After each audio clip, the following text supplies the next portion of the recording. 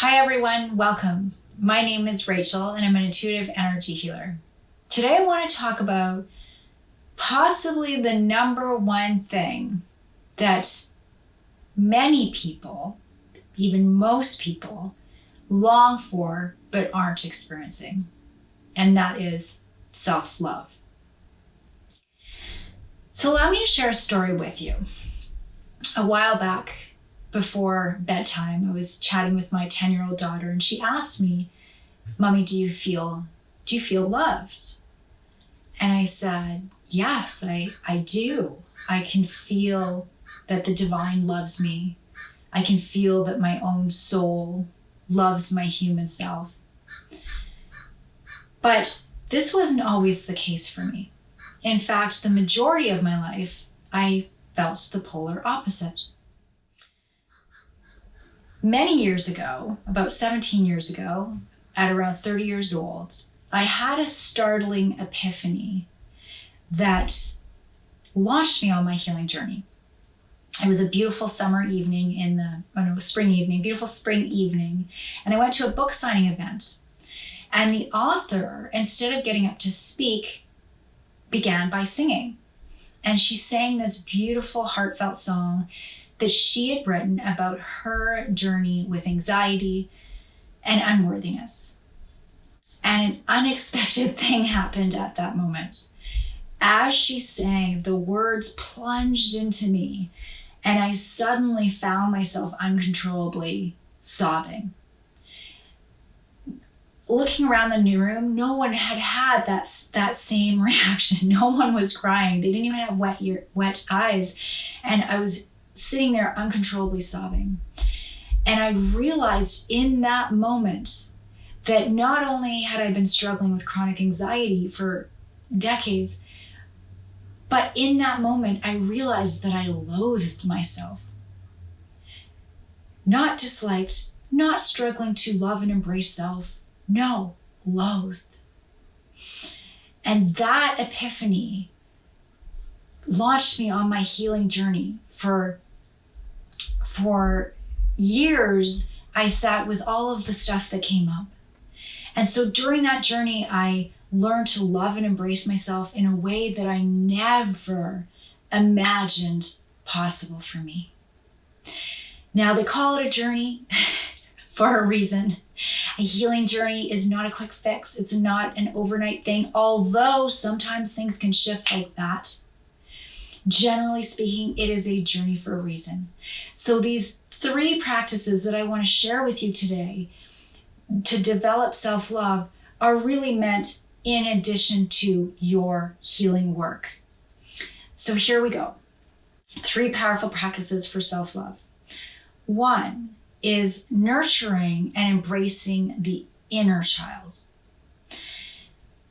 It is the little girl or the little boy in you who feels unloved and unseen, unheard, undervalued, unacknowledged, unworthy.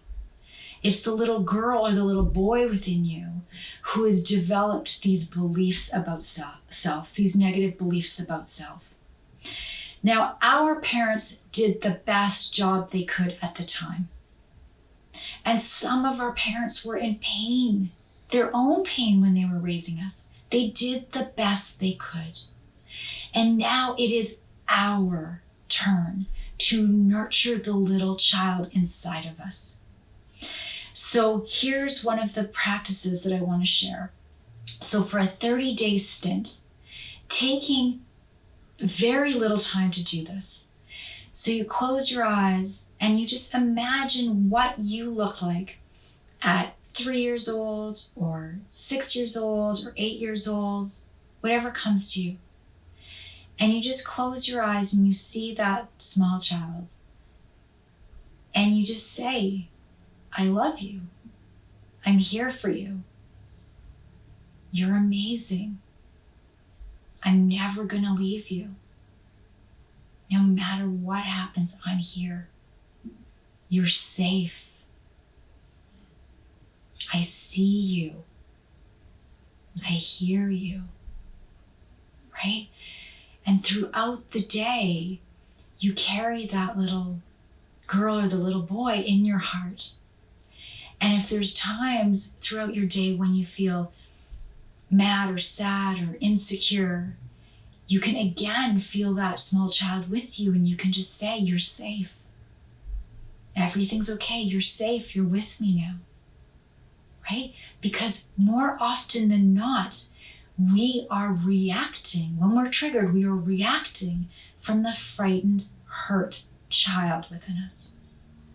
So the first tip for self-love is practicing nurturing the inner child. So the second powerful practice for self-love is to, and this also is best with your eyes closed, and it can just take 3 minutes a day for like 30 days. I mean, quite frankly, you can do it for the rest of your life, but try it for 30 days, is allowing your soul, allowing yourself, your human self, to be held in the light of your soul. So I'm going to show you what that looks like. So you can just imagine this huge, tall, beautiful angel of light. And you can see her or his wings. And then you can feel yourself, the human you, being held by this beautiful angel. And she might say things to you like, it's okay, I've got you. This human thing, this being human, it's tough. You're doing great. You're doing an amazing job. I've got you, you're beautiful. Right? So it's feeling yourself being held by something greater than your human self. Now, there might be some resistance to hearing those words, such as you're doing great, you're amazing. And that resistance is the ego. So this leads me to the third tip for self-love. It's calling out that voice that tells you that you're not good enough, that you're pathetic, that you're a failure, that you're too fat, that other people are more successful, they're going on nice vacations, they are fitter than you. All of these stories, right? All this negative self-talk is the ego. So the third practice is to call that out and be like, aha, okay, I'm not buying into these bogus lies about myself anymore, right? Because you have a choice. You have a choice to not buy into this negative self-talk anymore.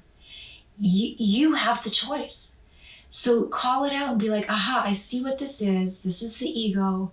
And I'm not buying into these bogus lies about myself or these bogus lies and judgments about other people either. And then you can take it one step further and actually just imagine, or even with prayer, saying, okay, universe, please take this aspect of me and heal it. Please take this part of me that bashes me and tells me I'm not good enough, that's always riding my ass about everything.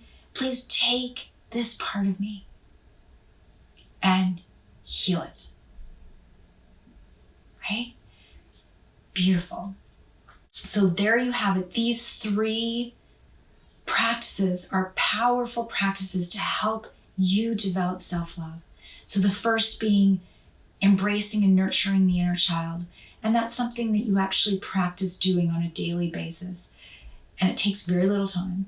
The second is allowing your human self to be held by your higher self, by the arms of your soul, in the light of your soul. And the third is to call out that negative voice, to call out the ego and detach from it. So all of these practices are in addition to any type of meditation or healing work that you're doing. So I hope this helps. I hope you find it useful. If you love this video, please feel free to share, and we'll see you next time.